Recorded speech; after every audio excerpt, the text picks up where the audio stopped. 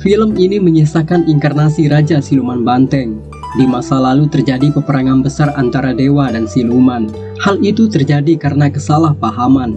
Para siluman dibantai. Mereka yang selamat melarikan diri ke dunia. Begitu juga dengan sekelompok dewa yang dianggap bersalah. Mereka turun ke dunia untuk menghindari hukuman langit. Sampai akhirnya kedua kelompok itu pun bertemu kembali.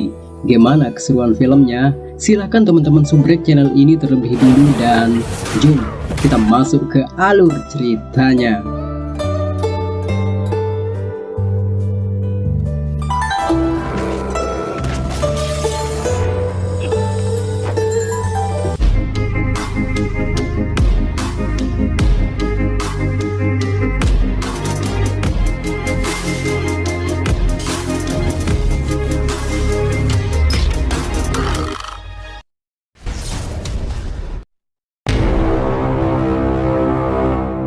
Di alam semesta kehidupan dewa dan iblis damai satu sama lain.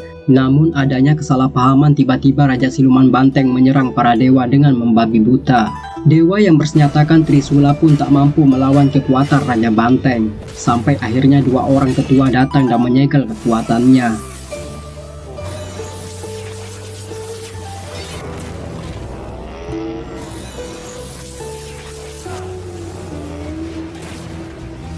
Scene lalu berpindah menampakkan sebuah desa yang damai. Terlihat para penduduk menjalani berbagai rutinitas. Di celah keramaian itu tampak seorang gadis mengejar seseorang. Sepertinya orang itu berlari ke arah rumah makan milik wanita yang bernama Suer. Tempat ini ramai dikunjungi oleh para lelaki. Seorang pemuda dari aliran siluman juga singgah untuk melepas lelah. Dia bernama Liu Jiu. Di sini semua orang tak saling membedakan entah golongan dewa, siluman atau manusia biasa. Ketika itu suasana tiba-tiba berubah bertepatan datangnya wanita yang bernama Xiao Xiao. Ia menghajar orang yang barusan ia kejar. Lantas orang tersebut memanfaatkan Liu Jiu untuk berlindung. Tanpa sengaja kalung lonceng miliknya terjatuh sehingga membuat Liu Jiu marah dan menghajar orang tadi. Tapi ternyata orang itu adalah seekor siluman tikus.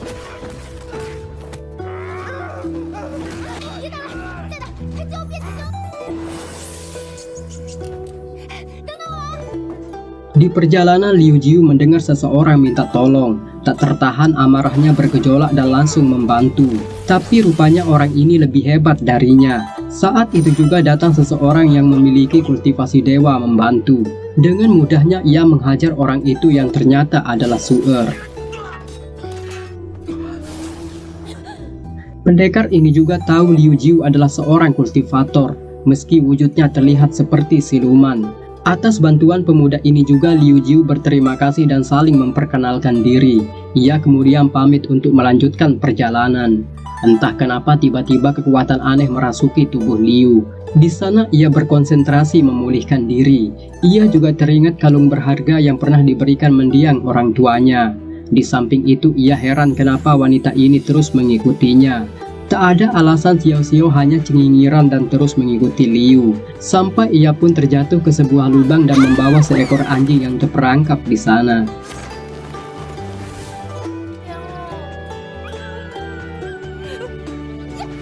Tak disangka anjing itu merupakan seekor siluman. Liu dan Xiao masuk ke dalam perangkap jaring dewa. Tak sendirian, siluman itu juga ditemani seekor siluman babi. Mereka memalak setiap orang yang masuk ke daerah kekuasaannya. Liu berusaha ngomong baik meminta untuk dilepaskan.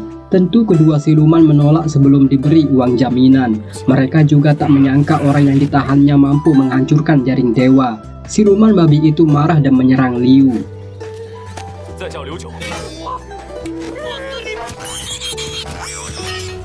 Ia tak menyangka Liu bukanlah tandingannya. Meski begitu, Liu tetap saja baik dan memberikan mereka uang. Ia hanya ingin kedua siluman ini hidup dengan baik tanpa harus merugikan orang lain. Atas kejadian tadi, keduanya semakin akrab.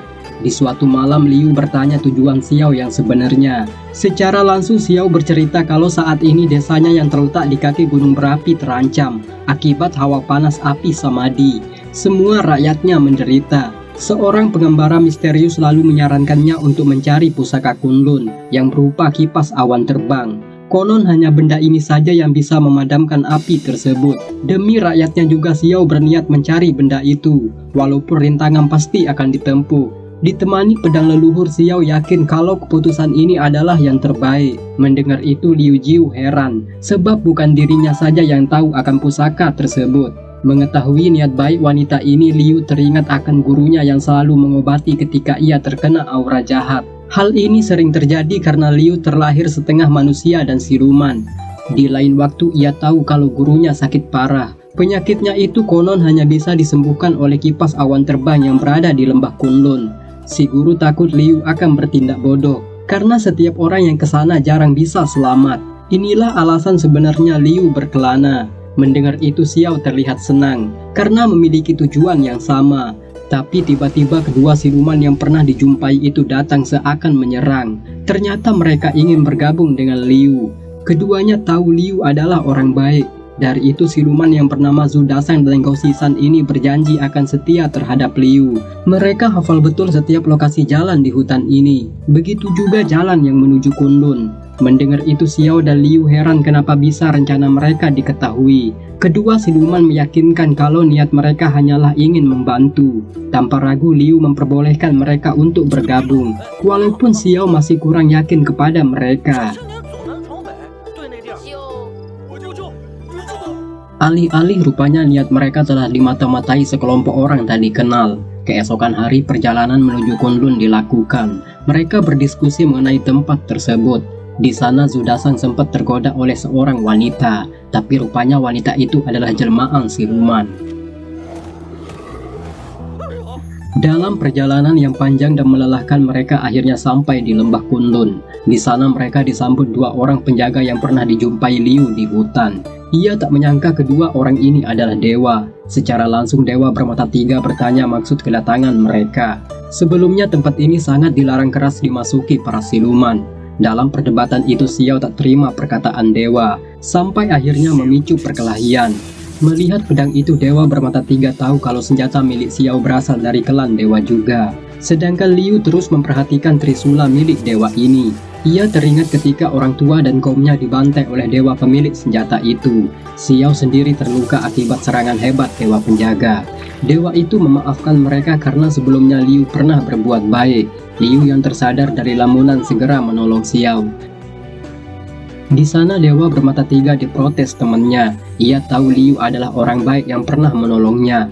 Tapi karena angkuh, dewa berkata kalau itu semua adalah palsu, dan siluman tetaplah siluman yang harus diwaspadai. Karena tugas mereka saat ini fokus menjaga kipas awan terbang yang diamanahkan guru mereka. Di lain sisi, Liu berhasil mengobati Xiao.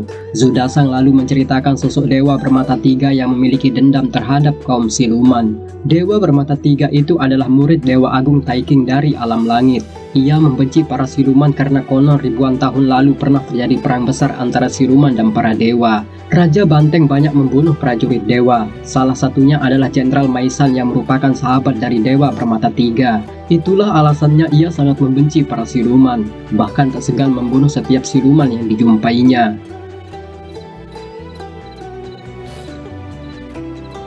Di malam itu pun Liu terus teringat kejadian silam ketika orang tuanya dibunuh. Ia berniat menuntut balas mencari dewa bermata tiga, tapi langkahnya itu diketahui oleh Xiao.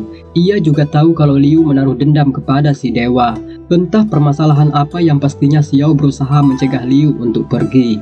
Namun karena dendam, Liu bahkan tak mendengar ucapan Xiao. Ia melanjutkan tekadnya. Tapi tiba-tiba kekuatan jahat kembali merasuki tubuh Liu. Ia memulihkan kekuatan itu seperti yang diajarkan oleh gurunya.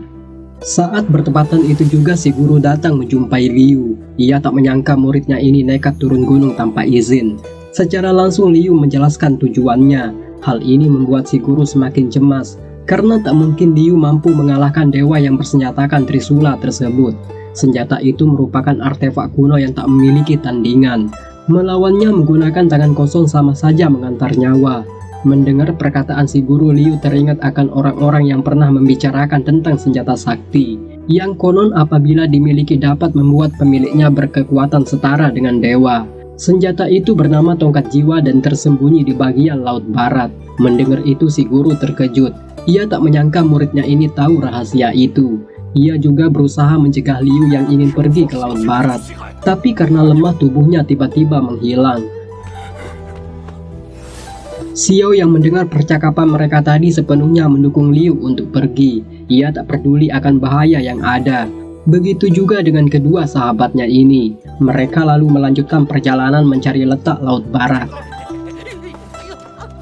Di sisi lain, kedua dewa penjaga kipas awan melapor kepada guru mereka atas kejadian kemarin. Si guru yakin kalau pemuda itu adalah inkarnasi Raja Banteng. Ia tak menyalahkan keadaan saat ini, karena si guru tahu kemungkinan telah terjadi kekeliruan di masa lalu. Seiring pertanda kemunculan siluman tersebut, ia kemudian menyuruh muridnya kembali ke Kunlun, sedangkan dia sendiri akan pergi ke sebuah tempat rahasia. Di perjalanan, Liu dan teman-temannya tak sengaja menjumpai seseorang wanita yang lagi mandi. Sejenak mereka menikmati pemandangan indah tersebut. Tapi rupanya wanita itu adalah Su'er, pemilik warung makan. Saat itu juga tiba-tiba seekor ular menyerangnya. Dengan sigap Liu menolong wanita itu, sampai-sampai Xiao menaruh cemburu terhadapnya.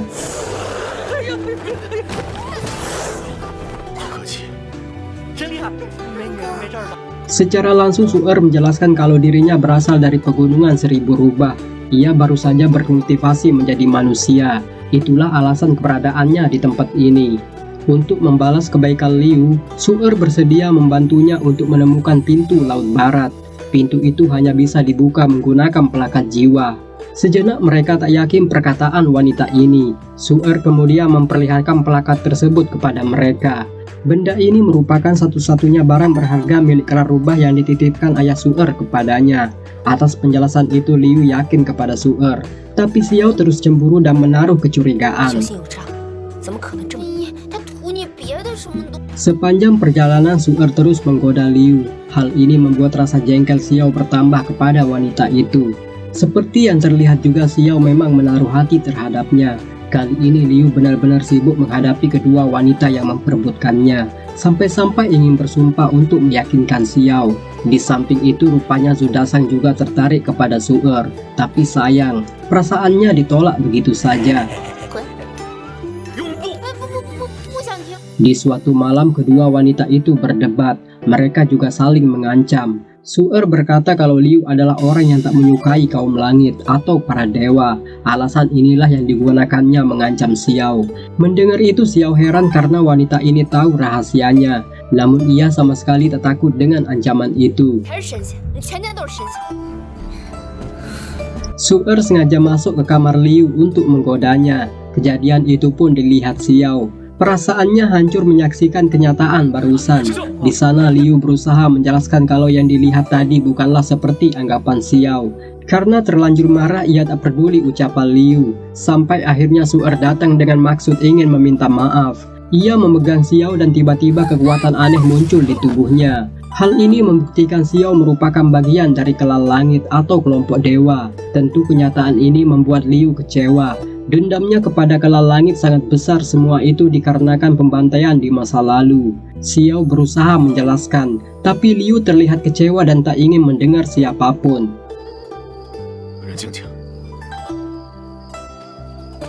Setelah sampai di kamar, Su'er diserang seseorang bertopeng. Orang ini marah karena Su'er memisahkan hubungan mereka yang tentu akan menggagalkan rencananya. Diketahui Su'er dan orang ini bekerja sama memanfaatkan mereka demi tujuan tertentu. Atas sikapnya tadi Liu merasa menyesal. Di sana Zudasang terus bertanya apa yang dilakukan Liu kepada Su'er, sembari menceritakan kalau dirinya menginginkan gadis itu juga. Ia berharap Liu tak serakah dalam hal ini. Liu yang menyesal kemudian menjumpai Xiao dan meminta maaf. Ia menjelaskan sikapnya tadi dibutakan karena amarah di masa lalu, di mana saat itu dengan sadis dewa bermata tiga membantai penduduk desanya yang berjumlah 182 orang. Kejadian itu sangat memilukan karena harus kehilangan kedua orang tua.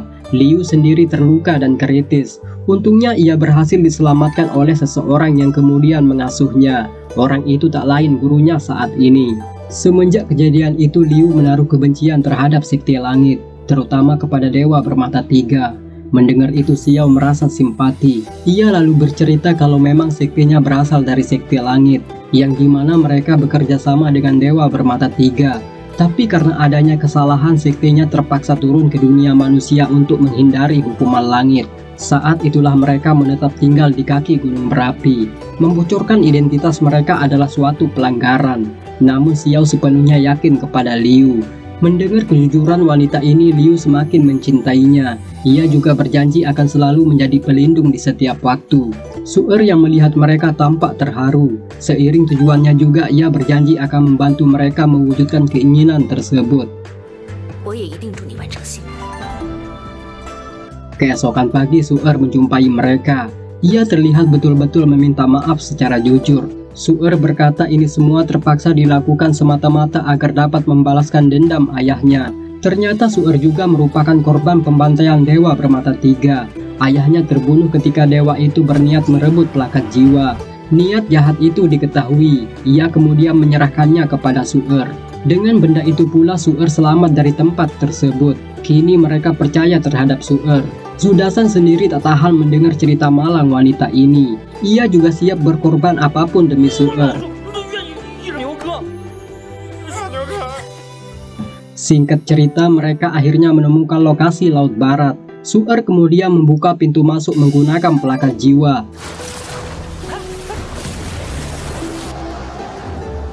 Setelah berjalan lama di dalam laut, mereka pun menemukan tongkat sakti tersebut. Tak disangka tongkat itu memiliki ukuran yang besar. Zudasan berusaha mencabutnya tapi tak berhasil. Tindakan yang mereka lakukan malah membangunkan seekor monster kristal penjaga. Tampak mereka tak mampu menghadapi monster ini. Zudasan dan Gausisan juga terluka parah.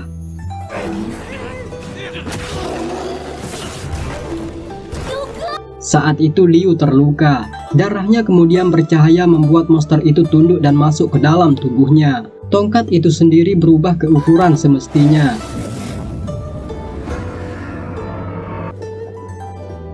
Usaha mereka berhasil, tapi sayang kedua sahabatnya harus menjadi korban. Liu tak menyangka kesetiaan mereka benar-benar dibuktikan. Dalam suasana ini, Xiao memberi semangat kepada Liu. Mereka lalu melanjutkan perjalanan menuju lembah Kunlun. Di tempat lain, rupanya Dewa Agung merasakan pertanda yang akan terjadi. Ia menyuruh muridnya segera kembali ke Kunlun. Dan ternyata Liu bersama rekan-rekannya tiba di saat itu juga. Kali ini Liu benar-benar marah melihat Dewa Permata Tiga. Ia teringat kejadian dulu saat orang tua dan penduduknya dibantai. Mendengar pengakuan itu, Dewa Bermata Tiga sempat menjelaskan kalau semua itu adalah kesalahpahaman. Ia yakin ada seseorang di balik semua ini. Tampak Liu tak percaya dan langsung menyerang. Di sini Dewa melihat ada racun di dalam tubuh Liu. Resikonya akan berdampak apabila terus menggunakan tenaga dalam. Xiao yang mendengar itu berusaha melerai, tapi ia tak ada pilihan dan terpaksa menuruti perkataan Liu untuk mengambil kipas awan terbang. Di saat yang sama, Su'er memanfaatkan keadaan.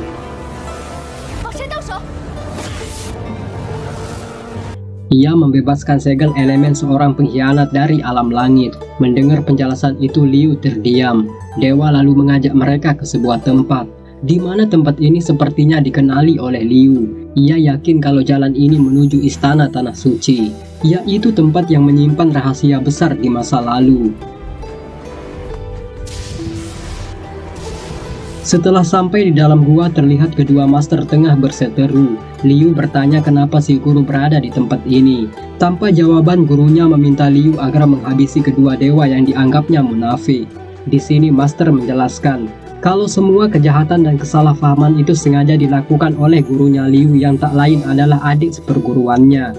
Di masa lalu, keduanya adalah murid yang baik, tapi karena keserakahan ia justru tergelincir ke jalan yang salah.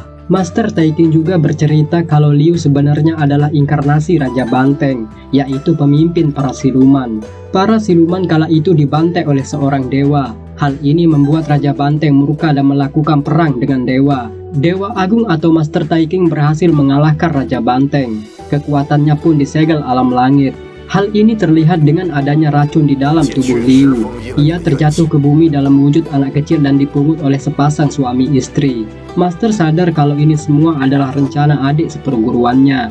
Ia tega membantai para siluman agar memicu peperangan para dewa. Ia juga membunuh semua penduduk desa Banteng dan sengaja menyelamatkan Liu. untuk dimanfaatkan demi tercapainya niat jahat. Kali ini Liu mendapat jawaban dari keanehan-keanehan yang pernah terjadi. Dalam keraguan ia bertanya kepada si guru. Namun si guru mengelak. Ia justru membalikkan fakta yang ada. Terlebih lagi ambisinya masih saja berharap untuk menguasai 3 alam dengan cara menghabisi para dewa. Ia yakin dengan kekuatan Liu yang sekarang para dewa akan mudah dikalahkan. Dari kejanggalan ini Liu teringat nasihat ayahnya agar membela kebenaran dan tunduk dengan aturan langit. Di hadapan gurunya juga ia bersumpah untuk melawan kejahatan. Tampak pertarungan melawan para dewa ini akan berlanjut. Xiao juga kecewa kenapa Liu tak bisa membedakan kebenaran. Tapi ternyata Liu justru berbalik arah dan menyerang gurunya sendiri. Ia teramat kecewa. Kasih sayang yang diberikan gurunya selama belasan tahun ini ternyata adalah palsu. Bahkan ia tak menyangka semua peristiwa buruk terjadi dikarenakan olehnya. Kini kebenaran telah terungkap. Pertarungan antara guru dan murid pun terjadi. Mereka membuat pagar segel yang tak bisa ditembus siapapun. Kekuatan magis yang diluncurkan keduanya masih sama bertahan.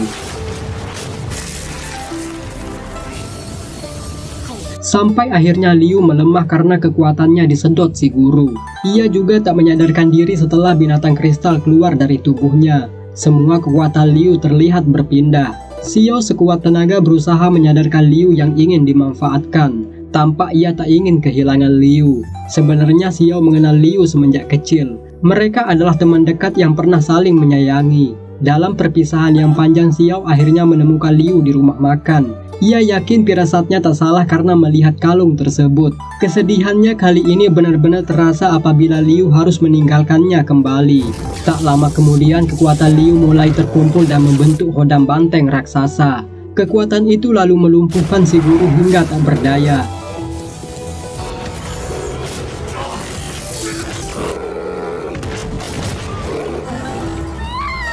Dewa bermata 3 sempat ingin mengakhiri orang tua ini. Tapi Su'er memohon agar dilepaskannya. Ia tahu jika orang tua ini banyak menyelamatkan nyawanya. Di samping itu Liu merangkak mendekati tubuh Xiao. Ia teringat kalau teman kecil yang pernah diselamatkan waktu itu adalah Xiao yang berwujud kelinci.